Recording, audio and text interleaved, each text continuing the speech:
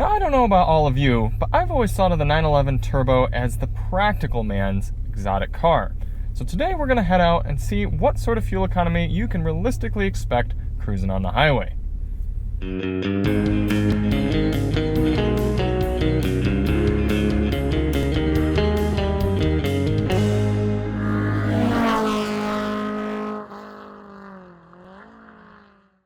In order to test it, we're going to head out and do 25 miles out and 25 miles back, averaging 70 miles per hour, to get that highway fuel economy number. Before we get started, let's hop out and take a look at the car.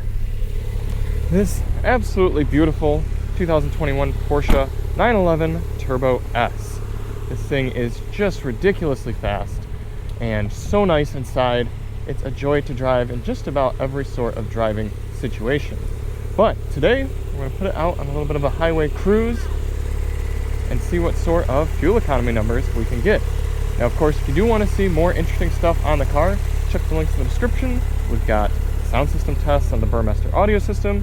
We've got DM test drives. We've got winding road day drives, everything like that. Looks like we're getting a little bit of a gawker over there, maybe, or maybe just people confused in their neon. Maybe they want to race. That's probably it. But anyway, check the links in the description if you want to see those. So why do we do this test? Well, the EPA's highway fuel economy test, which gives this 911 Turbo 20 miles per gallon, that test only averages 48 miles per hour. We know there are plenty of people who take vehicles on long road trips, yes, even cars like this, and they'd like to know what sort of numbers they can realistically expect in the real world.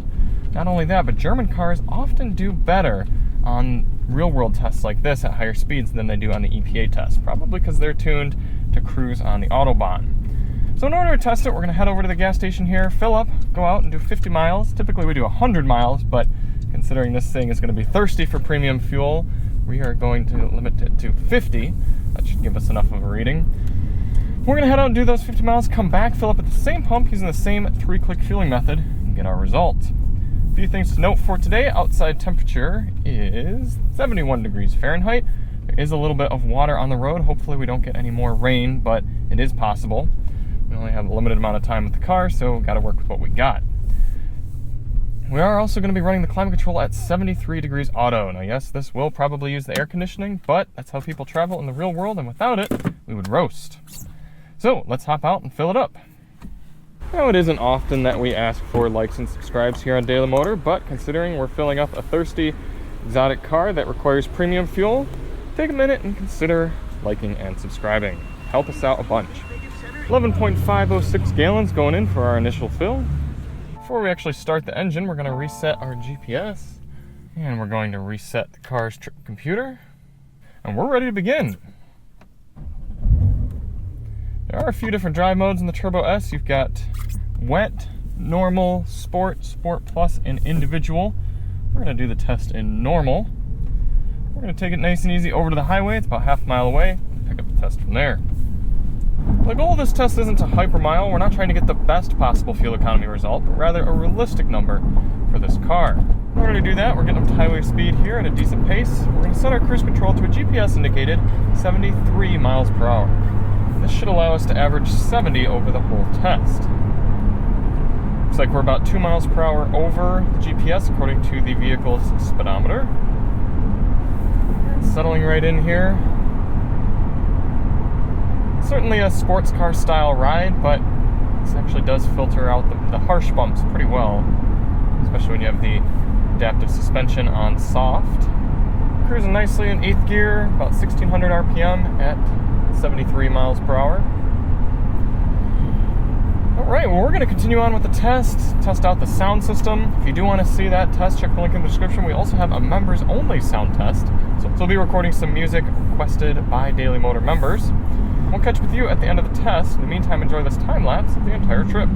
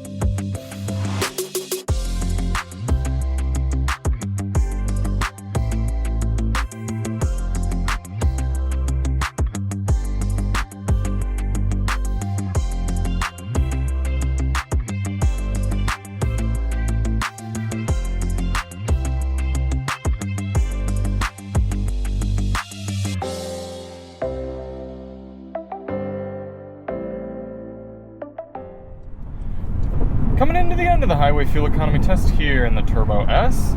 Should we really be surprised that a car this great is exceeding its EPA fuel economy number by about 30%? No, I'm not surprised. 26 miles per gallon on the dash.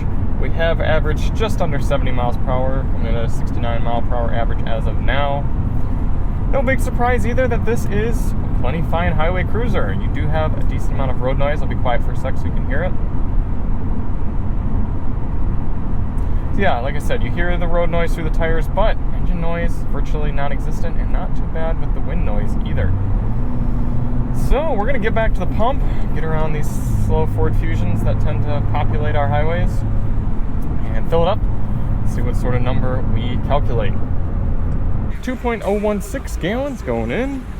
53.2 divided by 2.016 is giving us 26.4 miles per gallon. Look how close that is to the 26.2 right out on the dash. It's rounded down to 26, significantly over the EPA's estimate. We've got a 17.6 gallon fuel tank in here, so 17.6 times 26 miles per gallon is giving you an effective highway cruising range of 450 miles on the highway here in the Porsche 911 Turbo S. Pretty cool numbers for a car this capable. Thank you all so much for watching. If you do want to see more on the Turbo S, we've got a whole bunch of videos. We've got a DM test drive. We've got 2 sound system tests, one for members only and one for the rest of you all. And we'll see you on the next one. I'm Charlie from Daily Motor, and as always, drive on.